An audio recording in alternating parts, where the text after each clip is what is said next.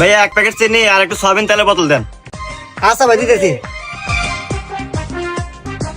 এই নেন ভাই। ভাই কত হইলো? ভাই 220 টাকা। আচ্ছা ভাই দিতেছি। এই না। ভাই আমি ক্যাশ টাকা লেনদেন করি না, আমি বিকাশে লেনদেন করি। বিকাশে দেন। আরে ভাই আমার কাছে নগদ টাকা আছে, আমি আপনাকে বিকাশে দেবো কে? আরে ভাই আপনি যদি বিকাশে টাকা দিয়ে জিনিস নেন তো নেন, না নিলে পরে জান আপনার কাছে বেচবো না। আচ্ছা দিতেছি, নাম্বার কোন? তোলেন 01931 5451। দেন ভাই গেছে।